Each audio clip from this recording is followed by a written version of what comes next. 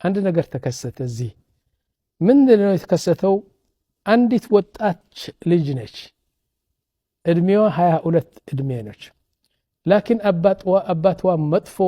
አባት ነው እናቷ መጥፎ እናት ነች አባቷ ሲሰክር ነው የሚውለው የሚያድረው ቤቷ አያቅም እናቷ ደግሞ አባቷ ስለሄደ እሷ ደግሞ እየዞረች ዝሙት ታረጋለች ምንድነው የት እንደምትውለው የት እንደምታድረው አያቁም ባልና ሚስት አባትና እናት ልጅቷ ወጣት ነች 21 22 እድሜ ነች ነገሩ ግራ ገባት አባት የለም እናት የለችም ሞባይል አለ ምን አለ መጨረሻ ወጣቶች መጥተው እንደ ጓደኛት ያዝዋትና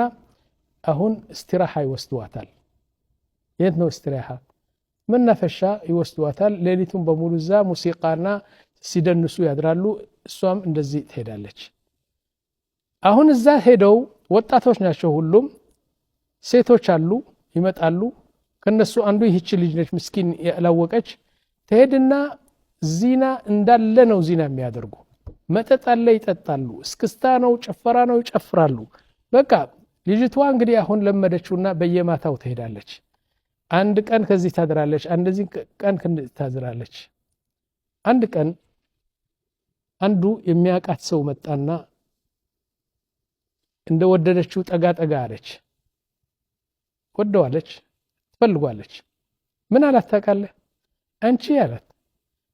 እናትሽ እኮ ከሷ ብዙ ጊዜ ዝሙት ያደረኩት እናትሽ እኮ የኔ ጓደኛ ነች አላት አሁን ልጅቷ እንደዚህ ብላ ራስዋን ይዛ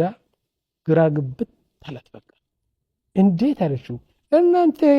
ያንቺ እናት የኔ ጓደኛ ነች ትናንትና ከኔ ጋር ነው ያደረችው ብሎ እያፈዘ ተናገራት አሁን ራስዋን መቆጣጠር እምቢ አላት እሺ ወደ ውስጥ እንትን ገባሽና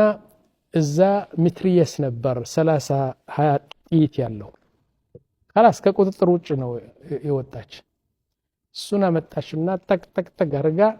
10 ጥይት በራሱ ላይ ነው ከሰከሰችው ወርጋ ገደለችው ማለት ነው ሚትሪየሱን ይዛ ሽጉጡን ይዛ ራስዋን አስከትላ